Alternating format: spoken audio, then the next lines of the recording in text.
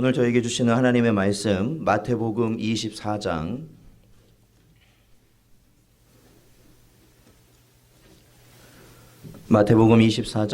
42절부터 44절까지 말씀입니다.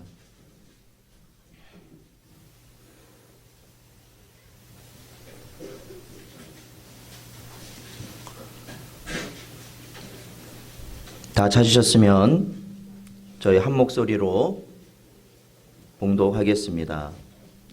그러므로 깨어 있으라.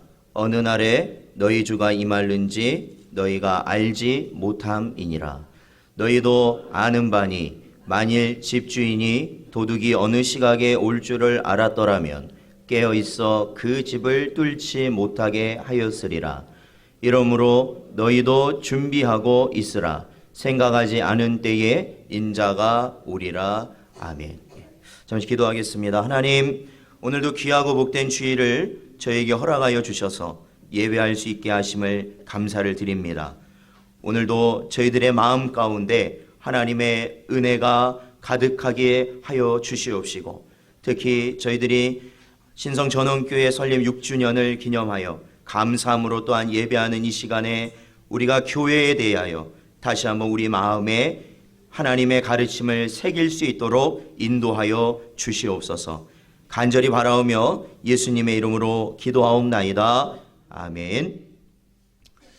우리 주변에 있는 분들과 이렇게 고백하겠습니다. 읽고 듣고 순종합시다.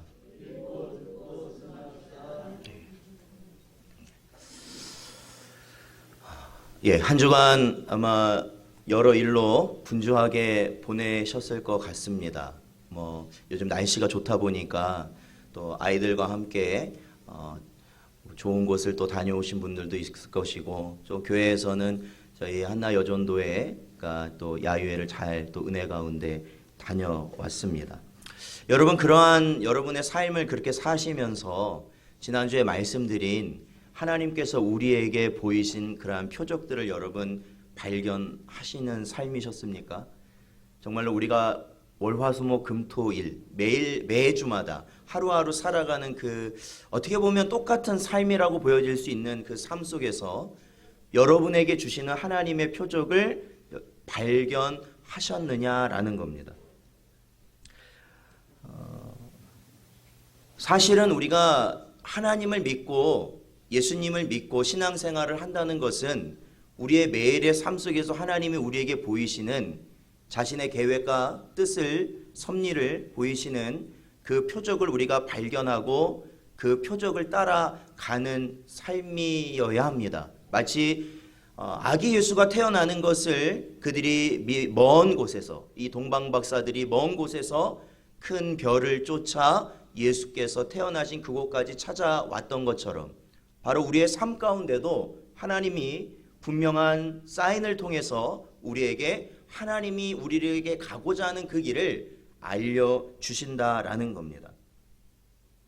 저희 사도행전 2장 17절을 한번 보겠습니다. 사도행전 2장 17절 말씀 같이 한번 읽어보죠. 시작. 하나님이 말씀하시기를 말세에 내가 내 영을 모든 육체에 부어주리니 너희의 자녀들은 예언할 것이요 너희의 젊은이들은 환상을 보고 너희의 늙은이들은 꿈을 꾸리라. 아멘. 그렇습니다.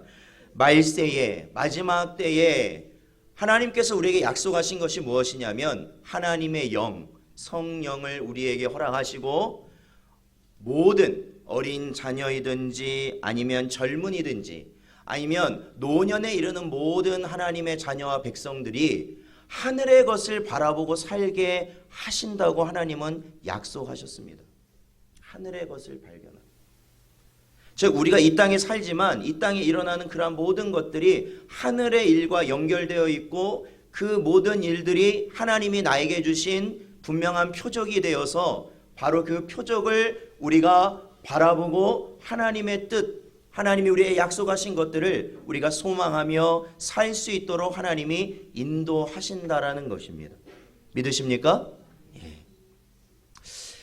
여러 가지 모습이 있을 수 있습니다. 특히 저는 이제 목사로서, 담임 목사로서 교회에 있는 여러 가지 모습을 보고 그러한 하나님께서 이 교회를 어떻게 이끌어 가실지 그러한 것들을 보게 되는데, 얼마 전에 한 성도분들과 이야기를 할 때 이런 이야기가 나왔습니다. 함께 이야기하는 와중에 과거에 마음의 짐이 되었던 그러한 아픔들과 또한 그러한 어려운, 지금까지 그 한켠 마음속에 넣어두었던 그러한 아픔들을 아무런 조건 없이 자신의 잘못을 구하며 용서를 구하는 그러한 이야기가 오고 갔다는 그러한 이야기를 들었을 때, 사랑하는 성도 여러분, 저는 이 신성전원교회가요, 하나님께서 말씀하시는 그 본질에 합당한 그러한 모습을 보이는 것이야말로 하나님께서 이 교회를 바른 길로 인도하시는 바로 그러한 은혜의 길인 줄로 믿습니다. 그것이 뭡니까? 바로 사랑의 모습이 아닐까요? 사랑이라는 건 뭡니까? 아무런 조건 없이, 아무런 조건 없이. 또한 사랑이라는 건 뭡니까? 자신의 잘못을 인정하며 그 잘못을 하나님 앞에서, 다른 이들 앞에서 그 모든 것을 내어놓고 용서를 구할 수 있는 것입니다. 또한 오늘 제가 조금 이제 저희가 찬양팀을 이제 하면서 제가 좀 일찍 올라와서 함께 찬양을 하려고 좀 애를 쓰는데, 오늘도 이 찬양하는 그러한 찬양팀의 모습을 보면서 이 찬양을 하는 자, 또 말씀을 전하는 자, 그리고 찬양을 함께하며 말씀을 듣는 모든 회중이 그 말씀과 찬양의 가사에 합당한 삶을 사는 것, 합당한 삶을 사는 것. 그것이 바로 우리 교회가, 이 신성전원교회가 하나님께서 원하시는 그 길로 가는 길이다라는 것을 느끼게 되었습니다. 여러분, 오늘 찬양팀도 이렇게 싱어가 4명, 이제 인도자 5명, 오늘 이렇게 악기를 다루시는 분들도 함께 하셨는데, 여러분이 그 찬양을 부르시면서 그 찬양의 가사에 내 마음과 삶이 정말로 근접해 있는가를 여러분은 살펴보셔야 됩니다. 이 세상에 수없는 찬양팀이 넘쳐납니다. 그리고 그 음악성이 가히 프로를 능가하는 그런 사람들도, 그런 분들도 분명히 있습니다. 그러나 그걸 찬양팀의 기준으로 삼는 게 아닙니다. 바로 그 찬양의 가사에 내 삶이 온전히 드려지고 있는가. 말씀을 전하는 자도 마찬가지일 것 같습니다. 이 세상에 목사가 한두 명입니까? 한두 명이에요. 전하는 그 말씀에 그 마음과 삶이 온전히 부합되는가. 이 세상에 자신을 성도라고 말하고 교인이라고 말하는 사람이 한두 명이겠습니까? 한두 명이에요. 저희 합동 교단에 있는 성도들만 해도 250만이 넘는다고 그러는데 한두 명이에요. 그러나 중요한 것은 자신이 듣고 배운 대로 그 말씀 앞에 그 마음과 삶이 부합이 되는가. 그거예요, 사실은. 우리가 죽도록 싸워야 되는 건 바로, 우리가 죽도록 힘써야 되는 건 그겁니다. 다른 것에 치중하니까 교회가 무너지고 성도들이 무너지는 겁니다. 사랑하는 성도 여러분, 오늘도 이 시간에 하나님이 약속하신 그 성령 하나님이 우리 안에서 바로 이 땅의 것을 하늘의 것으로 볼 수 있는 그러한 은혜가 있으시기를 주님의 이름으로 축원드립니다.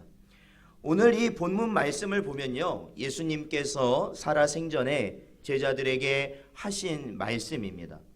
오늘 42절부터 보니까요, 예수님께서는 이 마지막 때라는 것을, 이 마지막 때라는 것은 쉽게 얘기하면 어떠한 하루, 정말로 그 한 날을 의미하는 마지막 때, 마지막 날을 의미할 수도 있지만, 예수님께서 처음 이 땅에 오셨고 아기 예수로 오셨고 바로 예수님이 승천하신 그 이후 예수님이 다시 오실 그 날까지의 그 기간을 또한 마지막 때라고 볼 수 있습니다. 근데 예수님께서는 그 마지막 때에 대해서 우리 성도들이 어떻게 하기를 예수님은 가르치셨냐면은 오늘 본문 말씀에 보니까 먼저는 깨어 있으라라는 겁니다. 깨어 있으라. 깨어 있으라. 그 날은 마치 도둑이 그 어떠한 집을 털기 위하여 들어오는, 그러니까 도둑이 보통은 예고를 하고 들어와요, 아니면 예고 없이 들어와요? 예고 없이 들어오잖아요. 사람 주인 몰래 들어오는 게 도둑 아닙니까? 그러니까 주인은 준비하고 있지 못하기 때문에 그래서 결국 도둑을 당하는 것이죠. 그러니까 먼저는 깨어 있으라.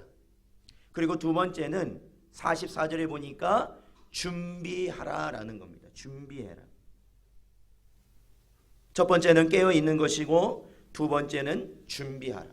사랑하는 성도 여러분, 우리 신성전원교회가 하나님이 6여 년 전에 모이게 하시고 또한 이곳에 터를 잡고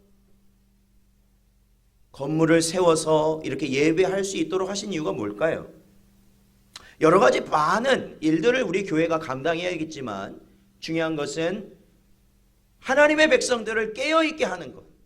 깨어있게 하는 것. 세상에 물들지 않고 하나님을 바라볼 수 있는 깨어있게 하는 것이 첫 번째. 두 번째는 깨어있음으로 인하여서 준비할 수 있도록, 마지막 때를 준비할 수 있도록 하는 것이 바로 두 번째 사명입니다. 바로 이것은 주님께서 이 땅의 교회에게 그리고 우리 신성전원교회에 주신 사명인 것이죠. 깨어있는 것과 그리고 마지막 때를 준비하는 것입니다.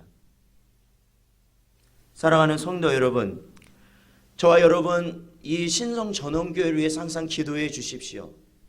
그것은 정말로 이 신성전원교회가 이 어둠이 깔린 이 마지막 때 모든 영들이 잠자며 그 마지막의 위험을 알지 못하는 그러한 시기에 그들에게 깨울 수 있는 메시지가 전달되는, 깨울 수 있는 복음의 말씀이 전달되는 바로 그러한 교회가 될 수 있도록, 그리고 정말로 주님이 오신다는 그 마지막 때를 준비할 수 있도록 그 모든 것을 채워나갈 수 있는 그러한 교회가 될 수 있도록 기도해 주시기 바랍니다.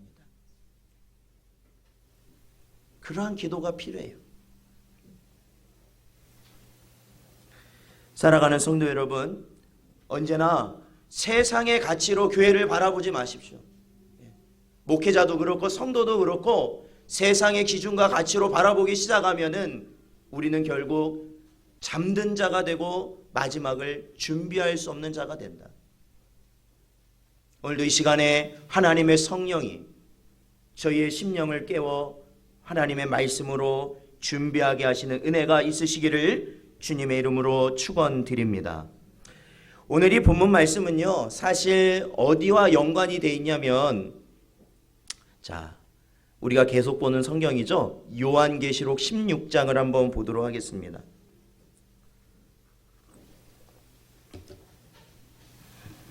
신약 415쪽 요한계시록 16장 말씀입니다. 이 16장에서는 본격적으로 이 마지막 심판이라고 일컬어지는 바로 일곱 대접의 심판이 시작됩니다. 저희들이 살펴봤던 심판의 모습, 일곱 인과 일곱 나팔과 일곱 대접의 순서로 이루어지는 이 심판의 모습을 볼 때 중요한 것은 어쨌든 일곱 대접을 성경은 최종적, 또한 이 모든 심판을 완성한다라고 말하고 있습니다. 그래서 그 이후에 심판이 나타나지 않아요. 여기서 최종적으로 드려집니다. 그래서 저희들이 2절부터 이렇게 쭉 보면 그 심판들이 어떠한 내용을 가지고 있는지 나타납니다. 그래서 2절 보니까 첫째 천사가 대접을 쏟을 때, 첫 번째 대접을 쏟을 때 짐승의 표를 받았던 자들, 즉 666의 표를 받았던 자들, 그 자들이 독한 종기가 나서 그들이 고통받을 것이다.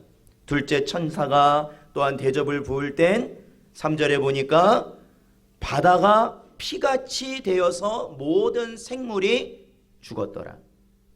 4절에 보니까 셋째 천사가 또한 대접을 부을 땐 모든 물이 피가 되었다라고 말하고 있습니다. 그리고 8절에 보면 넷째 천사가 또한 대접을 부으니 해의 뜨거움, 해의 그 뜨거움으로 인하여 사람들이 태워지는 그러한 재앙이 내려졌다.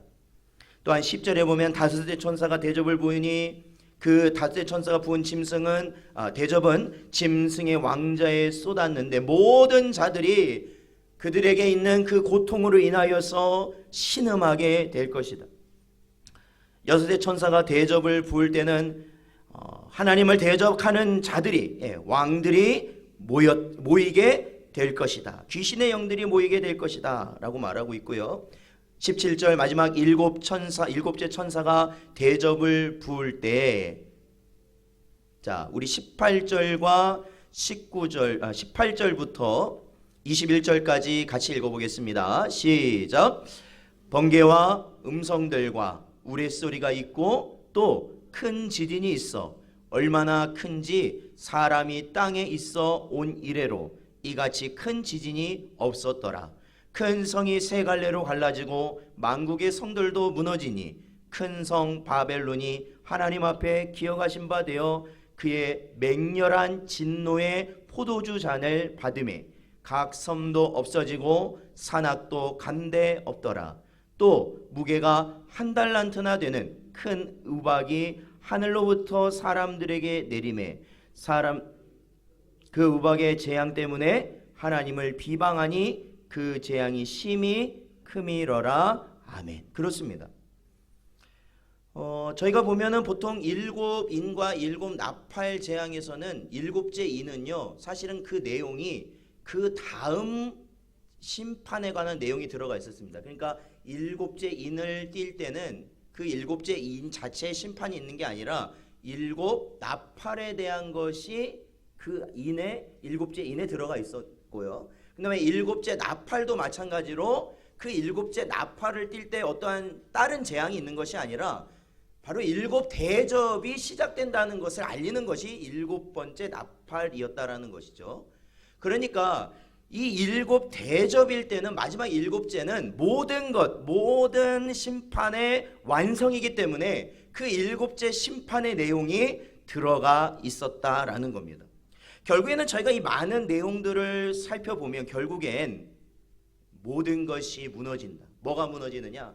하나님을 대적하였던 사탄과 그를 따른 짐승의 무리, 그리고 짐승의 표를 받았던 모든 사람들이 결국 하나님 앞에서 재앙 가운데 심판받아 멸하게 될 것이다 라는 겁니다. 그런데 우리가 특히 이 16장에 나타난 7 대접의 심판을 보면요, 이 대접의 심판은요 누구를 해당하는 것이냐?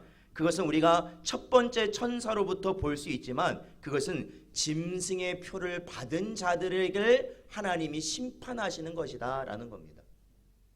자, 여기서 보면요, 이 7 대접의 심판은 7 나팔의 심판과 유사합니다. 뭐 물이 피로 변한다든지 그러한 것들을 보면요. 그런데 바로 이러한 심판의 내용이 사실은 구약에 이미 우리에게 예언되어 있었습니다. 그러한 것이 이미 보여져 있었습니다. 그것은 바로 출애굽기에 나타나는 겁니다. 출애굽기. 그러니까 물이 피가 된다든지, 그리고 그 피부에 악한 종기가 생긴다든지, 이러한 류의 그러한 심판들을 통해서 결국에는 이스라엘 백성을 사로잡고 있던 애국, 이집트 그때 가장 강력한 나라였던 이집트를 항복시키시고 결국 하나님께서는 그곳에서 자신의 백성들을 구원해 주신다는 내용, 그게 출애굽기의 내용이잖아요. 그런데 마찬가지예요. 이게 이 계시록과도 거의 일맥상통한다는 것이죠. 이 세상은요, 영적인 의미로 하나님을 대적하는 세력인 바벨론이라고도 하고 또한 애굽이라고도 합니다. 영적 의미로 애굽. 그래서 이 영적 애굽은 하나님의 백성을 종살이 시킨다는 것이죠. 사탄의 특징은 하나님의 백성을 종살이 시킨다는 거예요. 그 종살이 어떻게 하고 있어요? 세상의 염려와 근심과 걱정. 어떻게 보면 다 사라지고 어떻게 보면 다 부질없는 건데도 거기에 내 목이 메여서 항상 내 시간과 힘과 내 마음의 모든 것을 소진하며 평생을 살아가고 있잖아요. 마치 이게 안 되면 내 인생이 망가질 것 같은 그러한 마음으로 우리는 살아가고 있지만 사실은 아무것도 아니라는 거예요. 아무것도 아니라는 거예요. 이 학교가 안 되면, 이 직장이 안 되면, 내가 뭔가를 못하면 뭔가 내 인생이 정말 큰일 날 것 같지만 사실은 지나보면 아무것도 아니라는 거예요. 아무것도 아니에요. 그게 바로 종살이의 증거예요. 우리가 이 세상을 살고 있다. 이 영적 외국 땅에서 살고 있다라는 겁니다. 그랬을 때 요한계시록은 뭘 보여주냐면 바로 이러한 애굽 땅에서 우리가 정말로 언제나 고통당하며 살고 있는 그러한 가운데 있는 우리를 하나님께서 하나님의 능력으로 말미암아 건져주신다라는 거예요. 건져주신다. 건져주신다. 왜냐하면 이 땅에 완전한 평안이 없잖아요. 이 좋은 계절에 아무리 좋은 걸 다녀와도 갈 때는 좀 기대가 되고 좋은 것 같지만 갔다 오면 너무 힘들어. 괜히 갔다. 그런 마음이 들 정도로. 그게 이 땅이라는 거예요. 이 땅. 이 땅.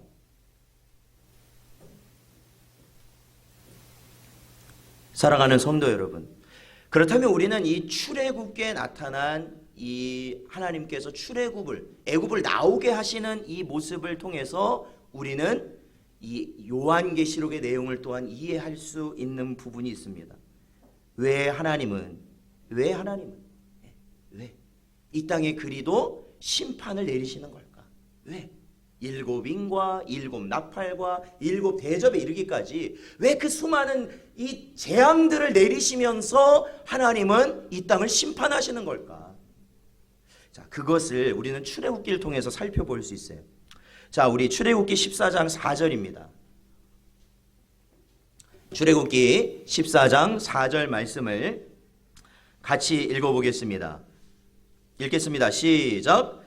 내가 바로의 마음을 완악하게 한즉 바로가 그들의 뒤를 따르리니 내가 그와 그의 온 군대로 말미암아 영광을 얻어 애굽 사람들이 나를 여호와인 줄 알게 하리라 하심에 무리가 그대로 행하니라. 아멘. 그렇습니다. 즉 뭐냐면 하나님께서 애굽 땅에 10가지 재앙을 내리셨던, 하나님이면 한 번에도 끝내버릴 수 있는 분이 하나님 아니겠어요? 사실은 한 번에 끝낼 수 있잖아요. 그냥 굳이 10가지를 하실 필요가 있을까요?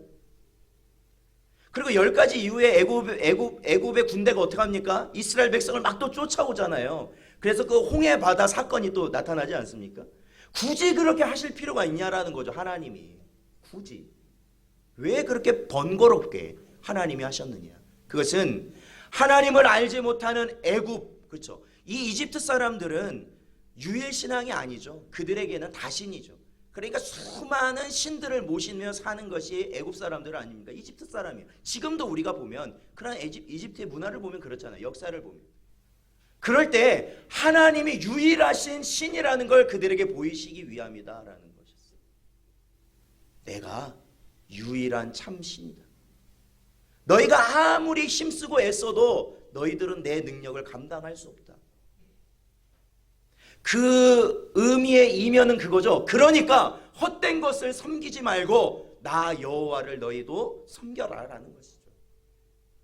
이 요한계시록에 나타난 7인과 7 나팔과 7 대접을 통해서 계속적으로 하나님께서 이 땅을 심판하시며 재앙을 내리시는 건 뭘까요? 그것은 이 인생이요 얼마나 악하냐면 자신이 죄인이고 자신을 만드신 존재 하나님을 인정하는 것을 하지 않으려고 하는 것이 바로 사람이기 때문에 그렇다는 거죠. 그래서 우리가 이러한 재앙들, 이러한 심판들 속에서 하나님, 정말로 참 하나님을 너희가 알아라 라고 하나님께서는 심판하시는 것이죠. 자, 오늘 이 본문 말씀 아니죠. 요한계시록 16장의 이 말씀에서도 그와 유사한 일들이 일어납니다. 그것은 뭐냐면 하나님께서 이렇게 일곱 개의 심판을, 일곱 대접의 심판을 내리셨음에도 불구하고, 자, 여러분 보세요. 9절에 보세요. 9절에 보면요, 그럼에도 불구하고 사람들이 어떻게 합니까? 고통 중에 있지만 하나님의 이름을 비방하며 또 회개하지 아니하였다라는 겁니다. 11절도 보십시오. 11절에 보니까 하늘의 하나님을 비방하고 그들의 행위를 회개하지 아니하였다라고 기록하고 있습니다. 21절도 보십시오. 하나님을 비방하였다라고 요한계시록 16장은 기록하고 있습니다. 사랑하는 성도 여러분, 그러니까 결국엔 하나님께서 이 일곱 인과 나팔과 대접을 끊임없이 부으시면서 그 과정 가운데 우리에게 무엇을 요구하시냐면 너 자신을 버리고 하나님을 인정하라는 겁니다. 하나님을 인정하라는 겁니다. 하나님을 인정해라. 그러니까요, 성경은요, 어떤 걸 이야기하고 있냐면요, 결국엔 이 회개하지 않는 자는 결국 멸망당한다라는 겁니다. 멸망당한다. 회개하지 않는 자는 멸망당한다. 지옥에 들어가는 사람은 어떤 사람이요? 회개하지 않은 자입니다. 회개하지 않은 자. 회개하지 않은 자. 끝까지 자신의 주장을 버리지 않는 자입니다. 끝까지 자신의 잘못을 인정하지 않는 자입니다. 끝까지. 자신이 잘못했어도요, 그것을 인정하지 않습니다. 좀 마음 한구석은 좀 찜찜하긴 해도 인정하지 않습니다. 왜냐하면 그걸 인정하는 순간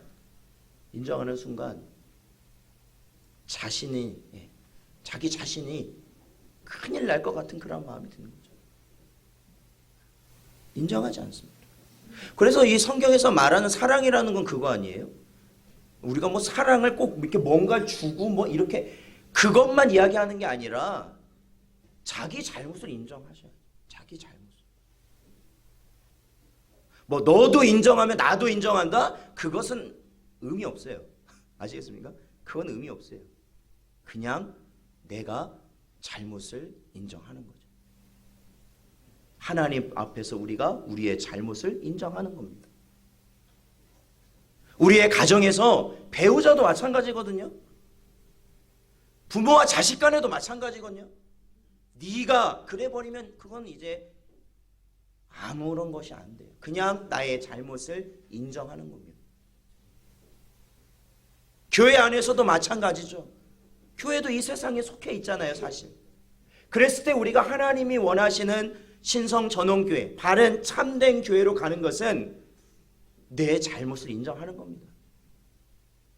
뭐 내가 이렇게 했고 그런 말 하지 말고 그냥 내 잘못을 인정하는 겁니다. 내 잘못을 인정. 미안합니다. 죄송합니다. 잘못했습니다. 하나님께서 오늘 우리에게 하시는 말씀은 그거예요. 그게 너희의 살 길이다. 너희가 너의 인생의 주인이 되지 말고 이제는 니네가 이렇게 해왔던 거 다 내 앞에서 회개하라는 겁니다. 자, 우리 고린도후서 7장 10절의 말씀을 보겠습니다. 고린도후서 7장 10절 말씀 읽어보죠. 시작. 하나님의 뜻대로 하는 근심은 후회할 것이 없는 구원에 이르게 하는 회개를 이루는 것이요 세상 근심은 사망을 이루는 것이니라. 아멘. 그렇습니다. 성경에서는 근심하라고 할까요? 근심하지 말라고 할까요? 성경은요? 근심하지 말라. 그러면 그 근심은 뭘까요? 그거는 세상 근심입니다. 그거 근심하지 말라는 거예요. 그런데 성경은요, 근심해야 될 것이 하나 있다고 합니다. 방금 읽었잖아요. 무엇대로 하는 근심이냐면 하나님의 뜻대로 하는 근심이라는 거예요. 하나님의 뜻대로.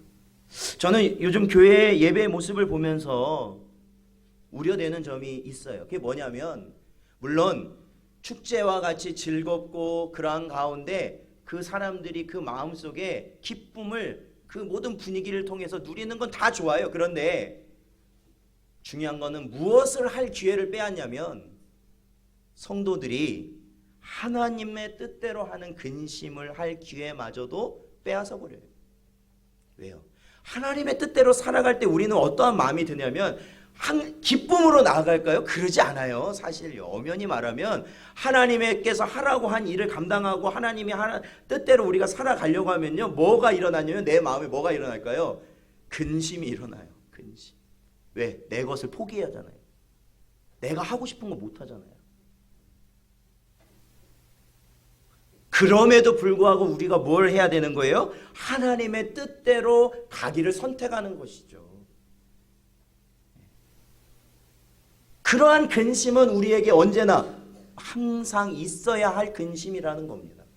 항상 있어야 할 근심. 세상 근심, 뭐 돈 아니면 뭐 여러 가지 가정의 형편, 우리의 건강, 그러한 것을 근심하지 말라고 성경은 이야기하고 우리에게 있어서는 항상 하나님의 뜻대로 사는 것에 의해서 근심하라라는 것이지요. 사랑하는 성도 여러분, 우리가요, 이제 한 가지 근심해야 됩니다. 내가 정말 하나님의 뜻대로 살고 있는가? 내가 목사로서 하나님이 원하시는 뜻대로 가고 있는가? 우리가 직분자로서, 성도로서, 우리가 찬양팀으로서 우리가 그렇게 삶을 가고 있는가? 그 근심은 항상 하셔야 되는 거예요.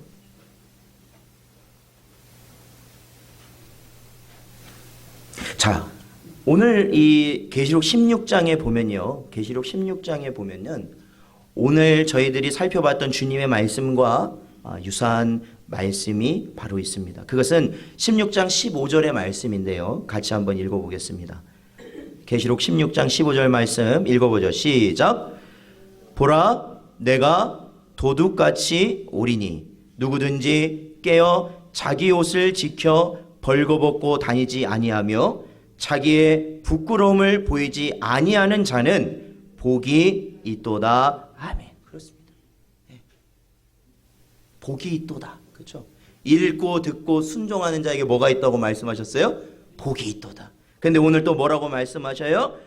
자기 옷을 깨어 자기 옷을 지켜 벌거벗지 아니하며 자기의 부끄러움을 보이지 않게 하는 자는 복이 있다 말씀하십니다. 여기서도 분명히 주님께서 말씀하신 거예요. 내가 언제 무엇같이 오냐면 도둑같이 올 것이기 때문에. 아까 우리가 읽었던 본문 말씀 마태복음 24장 42절부터 나온 그 말씀이 바로 그거죠.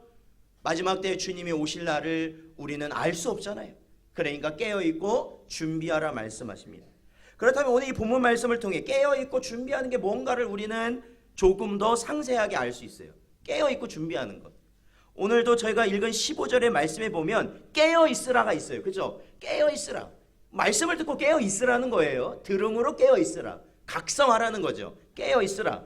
그러면 우리가 뭘 볼 수 있냐면 준비하는 게 어떻게 하는 것이 준비하는가. 마지막 때를 준비하는 거예요. 그것은 오늘 여기 15절에 보면 자기 옷을 지키라는 겁니다. 자기 옷을 지켜라. 자기 옷. 그렇다면 이 옷이라는 것이 무엇인지 우리는 살펴봐야 되거든요. 이 옷이라는 것이 무엇일까? 자, 우리 계시록 14장 7절을 한번 보겠습니다. 계시록 14장 7절 말씀입니다.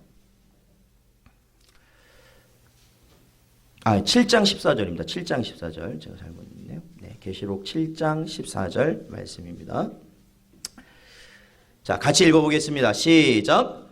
내가 말하기를 내 주여 당신이 아시나이다 하니 그가 나에게 이르되 이는 큰 환난에서 나오는 자들인데 어린 양의 피에 그 옷을 씻어 희게 하였느니라. 아멘. 그렇습니다.